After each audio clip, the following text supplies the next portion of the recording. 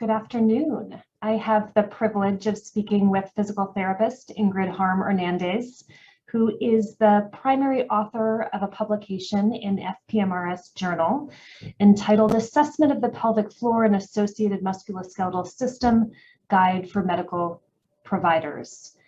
And this was an AUGS-sponsored guidance document recently published, and the goal of our discussion today is just to briefly highlight the objective as well as some of the salient points of this guidance document, and hope that we can entice our audience and our AUGS membership to read more. So without further ado, Ingrid, what was the driving force behind this guidance document? Great question. I've been a physical therapist for over 30 years, and what I was noticing over time was that so many of my patients often were having delayed treatment of 10, 20, sometimes even 30 years before they would come to see, pelvic PT. And that was just so frustrating that their symptoms and their problems could, escalate during this time. Really started to try to investigate why that was happening. And the more I talked to my patients and other physical therapists, and then our team, we suddenly realized that there was one common point, and that was a lack of a really good pelvic floor musculoskeletal exam, right? And with that, the lack of that exam, it's hard to determine if there's truly going to be a physical therapy or a musculoskeletal issue that the patient needs. We also reviewed literature and found that there really wasn't a lot of information out there on how to do a musculoskeletal exam, with the exception of physical therapy. Outside of that, there really wasn't a lot going on. And that was kind of frustrating too. We saw that there was also almost nothing on, I'd say, informed consent, really trying to get that patient to understand what was happening in a pelvic floor exam before doing it, and really being able to allow that patient to kind of say, yes, I'm ready for this. So we saw that there was a great lack in that. So I think our team really feels that we can, with the knowledge of this document, we really can change that moving forward.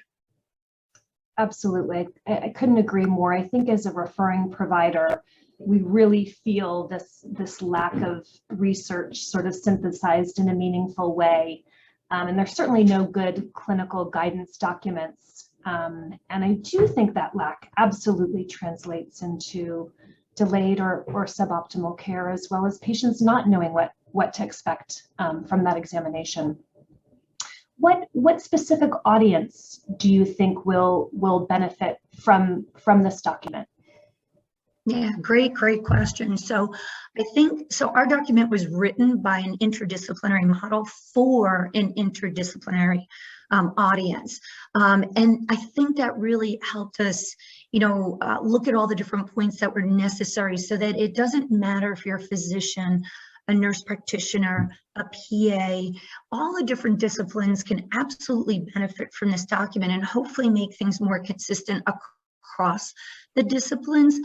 Our one of our great hopes was that this would open up the discussion across the board. And it really doesn't matter if you're Urogyn, OBGYN, GI, all these different disciplines can absolutely benefit from this paper. So we really hope that really whoever treats the pelvic region can benefit from this, and that they get that information, and that we can also impact research. I mean, that's one other thing that we notice is there isn't a lot of consistency, I'll say, from like one discipline to another, but also from research to clinical. So we want to try to get that balance.